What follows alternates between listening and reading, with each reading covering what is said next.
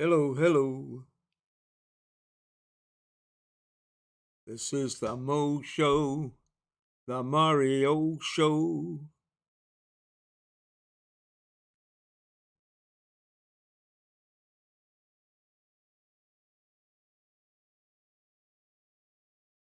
Hello, hello.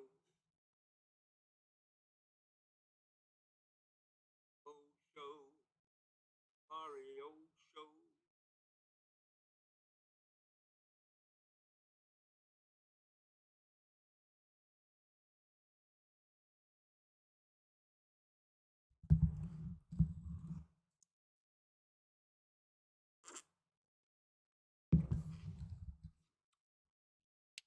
Thank you so much, Works Hard. Good to hear from you again. I'm just getting ready to start at 9 o'clock. So thank you. Very nice. Thank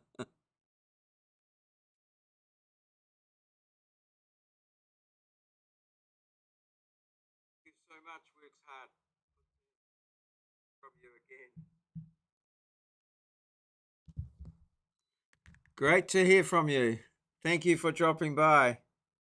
I'm going to start very soon, just as soon as it turns 9 o'clock New Zealand time. So it must be on time. uh, or maybe we could start a little early. How have you been? How are you going? Your kids will be quite a lot older now, and I see you. Right, we're going to drop that, and yeah, I see you. I'm going to go to bed soon, but I wanted to say hello. Thank you very much. I appreciate it. I caught up with one of your videos a while back. You're still doing the still doing the Disney thing. Yeah. Very busy. Yes, tell me about it. I'm so busy here as well. Just seems Life just seems to get busier and busier. Like doesn't seem to want to settle down at all. But yeah, my son came over from the States a while ago. Oh, for Christmas time, with the grandkids and his wife, and his sister-in-law is a big Disney fan as well, and goes on a few of the tours and things like that. So sort of yeah, quite intriguing. Um, oh really? Golly, empty nest. Yes. I can. My wife and I can still remember the day when we um, walked out of the house and said to the kids, "See you later," without having, prepared or planned anything for them or someone to look after them. We just left them on their own. It was a huge occasion for us. The kids were sort of looked at us a little strangely and wondered what the hell was going on. But yeah, it had been a number of years since we'd been able to do that. And then once they'd all left, yeah, yeah, yeah, you've got the two grandkids, yeah. Then once they all left, it got sort of kind of lonely for a little while. But then they all started coming back at different times. But I think they're gone for good now, and yeah, we've got two of them, two married, or three married, three of them married, yeah, and one, yeah, they're fairly stable. So, and yeah, the closest one is in Wellington, which is about a 6 hour drive away. So, yeah, yeah, it was good. Yeah, I think the oldest one's about 6 and the youngest one's 2. So it was the first time we met first time I met the 2 year old. I think my wife travels over to the US. Well, she was there for the birth, so yeah, she had met him. I think she was. Yeah, yeah. It all goes by so quickly, and growing up, going to school, things like that. Yeah. Are your kids off to um, tertiary sort of study or something like that? Yeah, I imagine it'd be yeah, a big step for them, I suppose. But, good to see your kids progressing and moving ahead with life. Always nice. Yeah, and I hope you and your husband are doing well. Um, enjoying it. It does. Like, yeah, I can sort of. I'm trying to think. I've been doing this. I just looked on Facebook the other day, and the it gives you the memories, and I think it went back like 6 years or something like that. So yeah, 6 years with a kids growing. That's a lot of years. Yeah. Oh right. Oh nice. Are they so college? Oh yeah, yeah. That's I don't know what do we call that? University, I suppose. We call it, I think.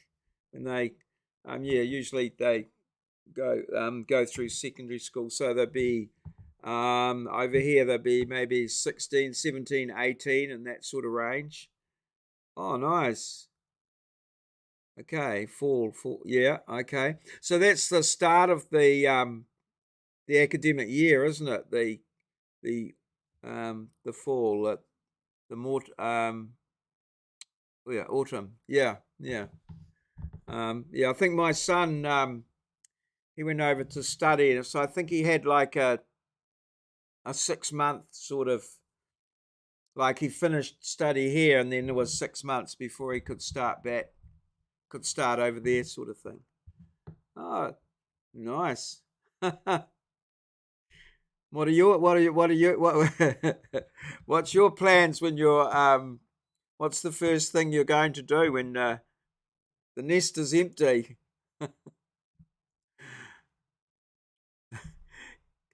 Just sit down and relax, not have to pick up anything or do something for someone for or at least a day or two anyway. That sounds awesome. Ah, such a wonderful time. Yeah, for you as a family and a mother to see your kids get through to that. That's cool. Are they going too far away, or they um, will they be sort of relatively close, or a couple of hours, or maybe a smaller home? All right. Um, I wish I could say that. And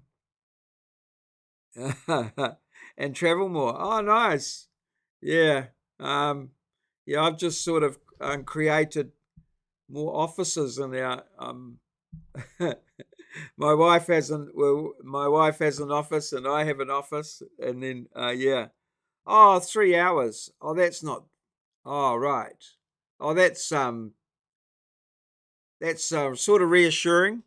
Yeah, that you can. Yeah, um ours. Yeah, two of them. One of them went quite significantly away. Obviously, went down to Dunedin, which is the other end of the country.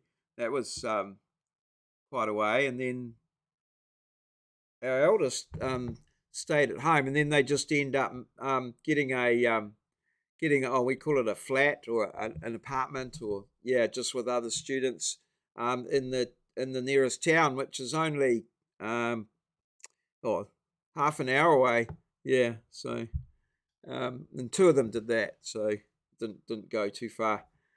And then they went go on the big over here we call it the big OE, which is the overseas experience. So they all go to London, I think usually. Close enough to get that. Yeah, yeah, exactly. It's quite reassuring.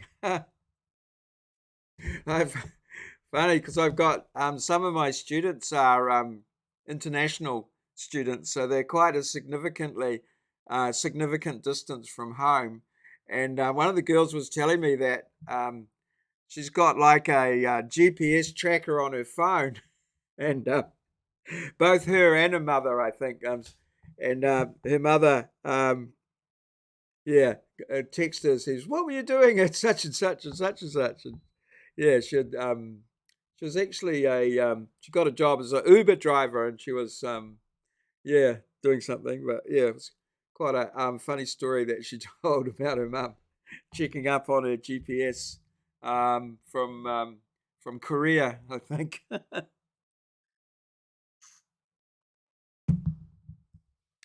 Yes, and they do need you from time to time. Yeah,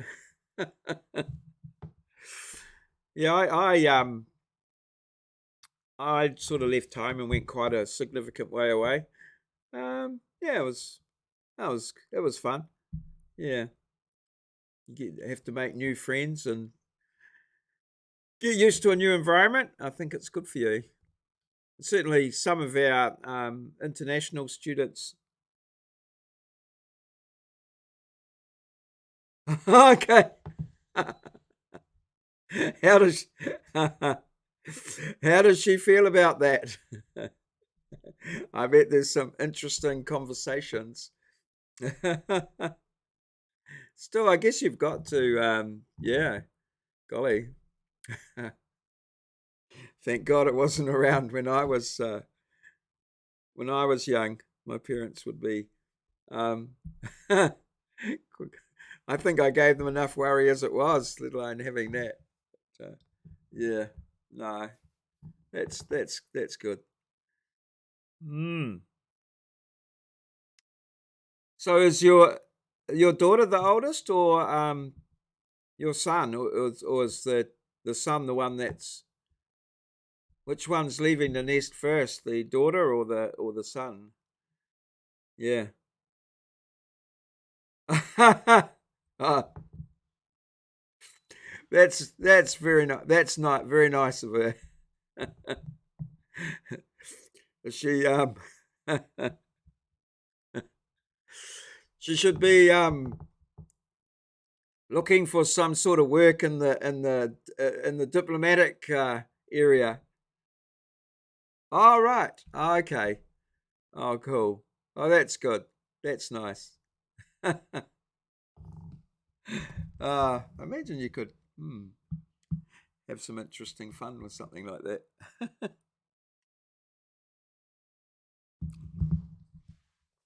And what is she studying? What's the area? She Aye.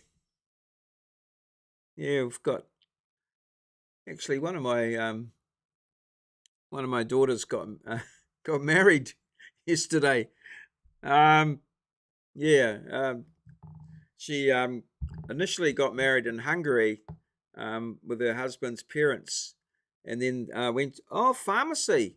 Oh nice. Oh yeah, oh that's very oh that's cool. Yeah. That's a pretty good sort of area to be in. I've yeah encountered a few pharmacists and things like that amongst friends and that students are doing that, and they quite seem to quite enjoy it, and yeah, it's got a good career path. So yeah, I think my one of my friend at there. No. They were they got married a little while ago in Hungary, but they live in Australia, so it wasn't legal. I don't know. They had to get remarried in Australia or something, so it was just a formality. But she sent us a little text saying I got married today. Yeah, so um, I don't think the Hungarian ceremonies and things were recognised in Australia um, for the visas for the visa. I think that I'm not sure how it worked because I'm not. My wife's an Australian. My wife's an Australian, so and she's got a New Zealand passport now, only just a couple of years ago, and so all my children can be get an Australian passport because their grandfather still lives here, and yeah, so they've still got connections to Australia. So my daughter got her Australian passport and became an Australian citizen. So that enabled her husband, or her now husband, who was a Hungarian, to made it possible for them to move to Australia and work. It's very, I don't know whether I think they just have one. So yeah, sort of. So yeah, my so she's an Australian citizen now, um, and yeah, full Australian citizen rather than a resident. And my son is he's got his green card in America now, so he's a American resident, I think. Um, yeah, and then I think he can become a citizen soon. So my children are very international, uh, international citizens of the world, so to speak. So yeah, it's quite complex. There's only my oldest daughter is married to a Kiwi, and then myself, permanent resident. Yeah, yeah, I'm not 100. Yeah, something like that. I know he's not a full, not a full citizen. I don't know whether that what that quite means. Whether he's I think he has an American part. I'm not sure how it all works. He did tell me, but it just seems incredibly complex. So yes, we've got one daughter's married to a Hungarian, one myself married to an Australian. One daughter's partner is English. My son's daughter is American. Um, my son's wife's American, and oh, okay, all right, yeah, and then my other daughter's partner's English, so we're a very diverse, diverse family. Um, okay, yeah, I think he has the green card. Yeah, that's because he hasn't been back while this was all going on. He was very reluctant to leave America in case they wouldn't let him back in. So once he got all the formalities and that sorted out, he was quite happy he can come and go, all good. So yeah, yeah, it's very yeah, yes, very international. quite yeah. We just sort of happened. Quite I didn't realize that. Yeah, I never considered my wife that much different by being an Australian, but when you put it all together, it was quite good. So yeah, yeah, very interesting. And then the two grandchildren will be American citizens. Yeah, their mother's American. Yes, I sorry kept you up for too long, but it was great to talk to you. Thank you very much, and I hope everything goes well. With the family and that. New territory. Good night, and yeah, thank you so much for dropping by. Always lovely to chat to you. Thank you.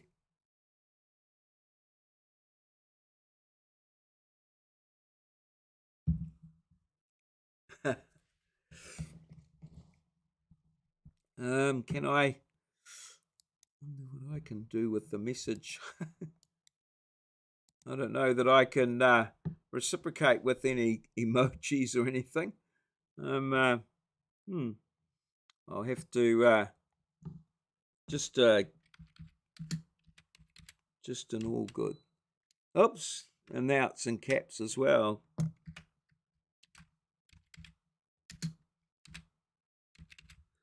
I don't know whether I can do a what can I do? That's the best I can do. I'll have to learn. That's a smile. Alrighty. Okay. So that was Works Hard from America. Gosh, we've been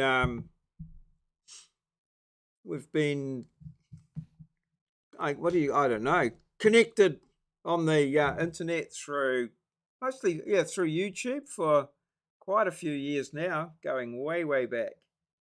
Really good to catch up. So good. Works hard for my kids. Looks like a lot of the hard work has been done. And so I'm going to just got a few little things on Twitter here. So that's my Twitter one. So I encountered this here in my Twitter feed today, and I took a copy of it. I'm too mean to buy one. Took a copy of it and I sent it to my lovely wife, and she responded with an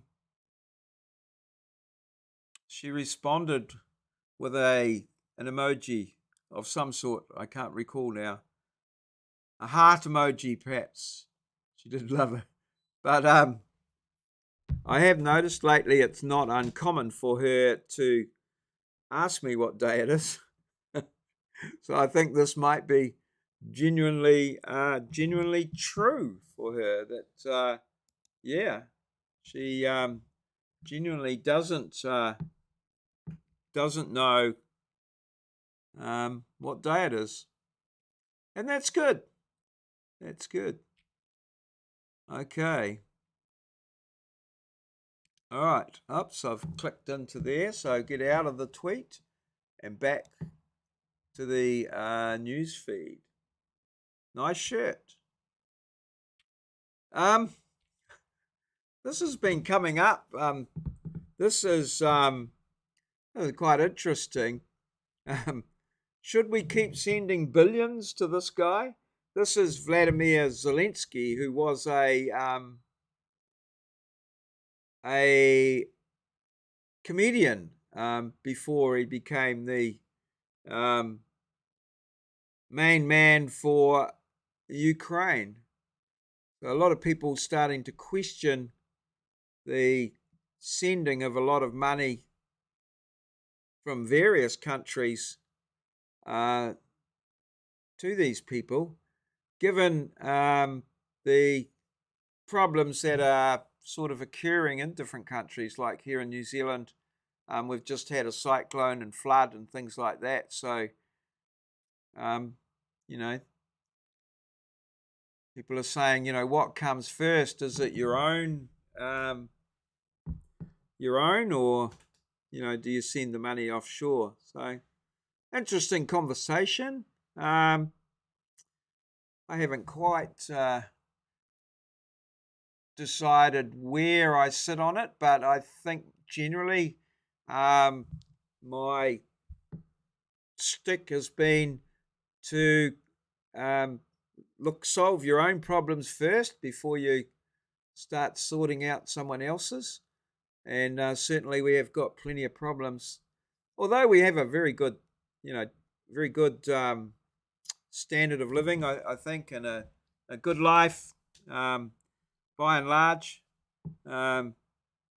It's we've still got a lot of problems that we could sort out that would make it better for more. better for more of our people. Whereas, sending large amounts of money offshore in the hope that it'll do some good, yeah, I find it quite worrying. But yeah, that's my thing on it. So yeah. Now this one here, I love this one. Would you have the confidence? So the CEO of the company got sick of answering the questions as to how good the bulletproof stuff that he was producing was. And so, yeah, got them to fire at him with the material, and he survived. So must be pretty good. I don't know whether I would. I don't know whether I would be that confident. It's an AK-47. So, well, what do you reckon? Pretty good, all right. And this one here, it is the end of days. A goldfish shaped ham. My apologies to anyone that has one of these. But unfortunately, a goldfish shaped ham. My first question is why? Why a goldfish shaped ham? What the hell? So, oh dear. Okay. So, let's I don't know. Let's see what's happening here. Trending in New Zealand, Jordan Peterson. Trending. Okay. I'm gonna trending in New Zealand, Jordan Peterson. Okay, I don't know what's going on there.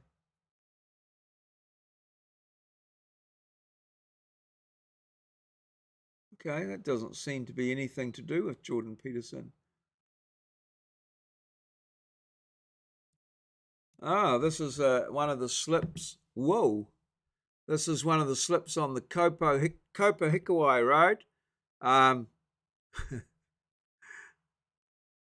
A road that is generally one that people would avoid unless, you're a bit of a thrill seeker. So that's a pretty big slip there. Wow. And taken out a fair bit of the road. So be interesting to see the engineering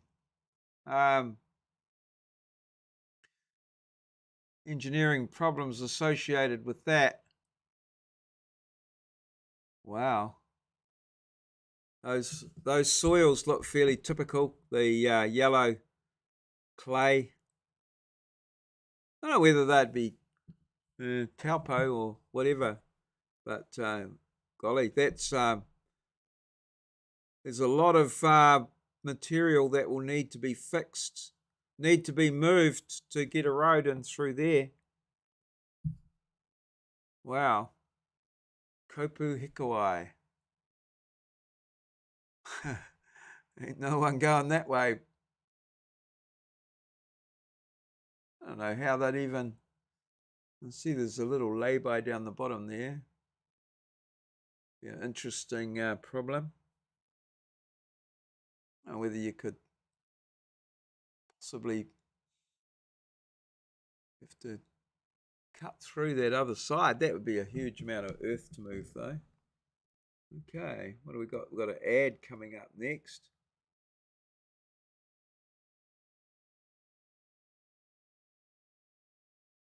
Massive flooding and landslides. Whoa.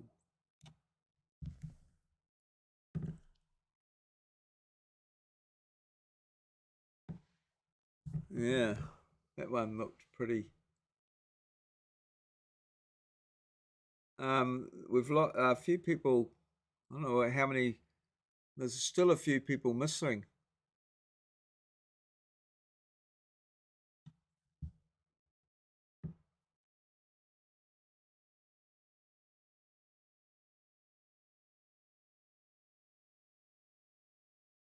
Golly, that seems a bit extreme.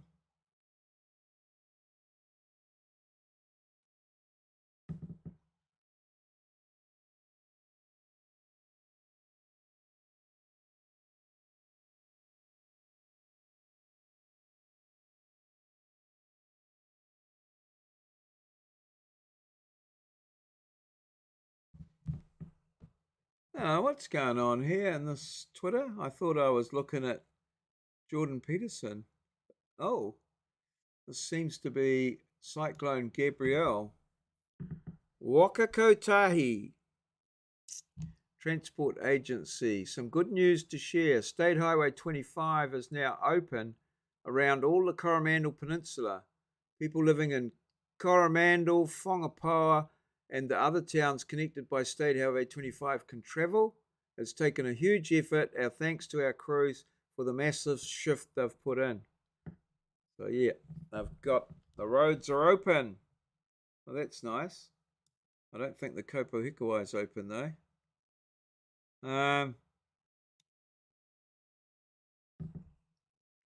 Yes, this is some of the guys at work were talking about this.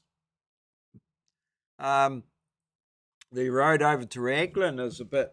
I think it's closed. What they call a deviation, and a lot of people are coming through through Wainaro and through Ngaruawahia.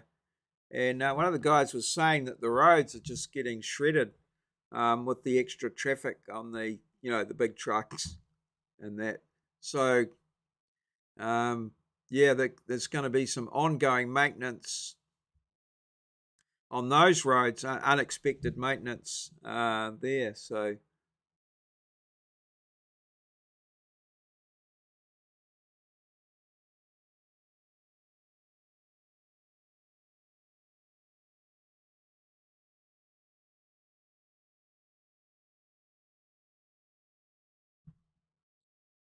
okay, more heavy rain for Coromandel as well, Gisborne, Canterbury.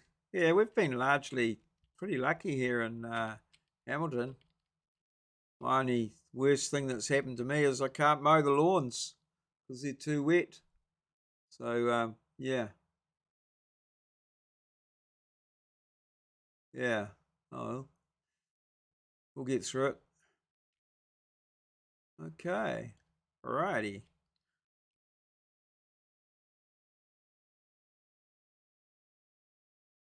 Hmm.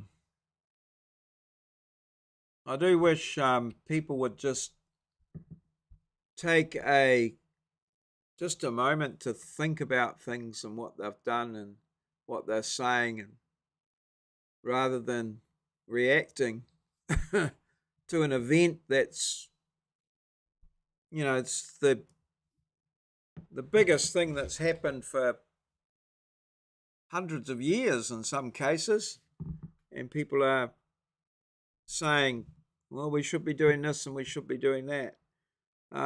Everything's about risk, and the risk is assessed, and we take the risk. And in this case, the risk was taken, and yeah, there's some some damage to the road. Whether doing some remedial or some other things prior to that would have made any difference or not. That's a big question. And yeah, we've only got a certain amount of money to spend. Yes, we could make all the roads, the engineers, I'm sure, could make the roads, so that they could withstand the 100-year and 200-year storm, but I doubt that we could afford it. So it's a question of putting your priorities in the right place and addressing the priorities. And yeah, some things have been done, some mistakes have been made, but we just got to pick up and go on from there. That's how it goes. Alrighty. All good. That's me. That's my life. Thanks everybody for watching, commenting, and whatever. And I'll be back.